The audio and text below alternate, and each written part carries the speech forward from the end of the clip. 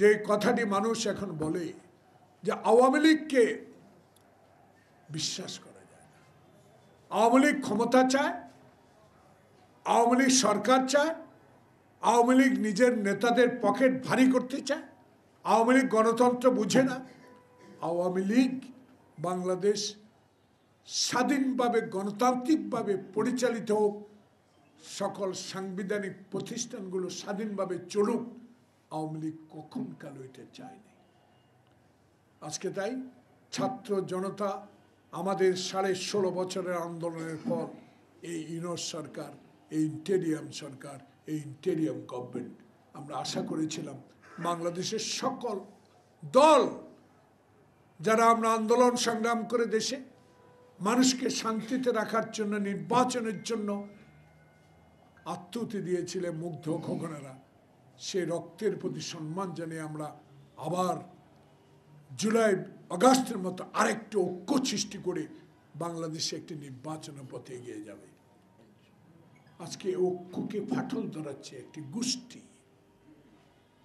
এ ঐক্যের প্রতি অসম্মান জানাচ্ছে নতুন জন্মানো কয়েকটি রাজনৈতিক সংগঠন।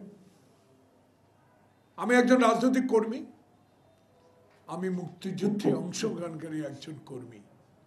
আমার বুকে বড় ব্যথা, বড় কষ্ট। গতকালকে নতুন দলের আহ্বায়ক,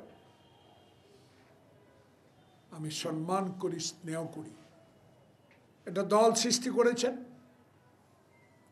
আপনাদের সমর্থন আছে, দেশের মানুষের কাছে যাবেন, বাংলাদেশে আগামীর ক্ষমতা যাওয়ার চেষ্টা করবেন, সরকার গঠন করার চেষ্টা করবেন, তৃণমূলের সংগঠন করবেন। আপনাদের অবদান আমি কখনো অস্বীকার করি না, কিন্তু আপনারা দল গঠন করার পর কালকে যেই কথাটা বললেন, মুজিববাদার চাঁদাবাজদের পাহারা দেওয়ার দল বিএনপি, যারা আজকে আমাদের দলকে শক্তিশালী করার জন্য 16টি বছর সকল রক্ত চক্ষু উপেক্ষা করে দল পরিচালনা করেছেন তারেক রহমানের নেতৃত্বে, তাদের প্রতি অকথ্যভাবে গালিগালাজ করাটা আমার বুকে বড় ব্যথা হয়েছে। কোন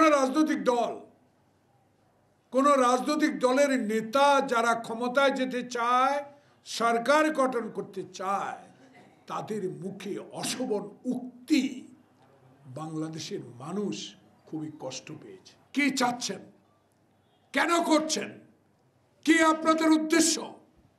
তাহলে যেই কথা আপনি বলেছেন মুজিববাদ চাঁদাবাদের পাহারাদার আমরা উল্টা বলতে চাই, এই নব্য ষড়যন্ত্রকারীরা আপনারাই আওয়ামী লীগকে আবার পুনর্বাসন করতে চাচ্ছেন।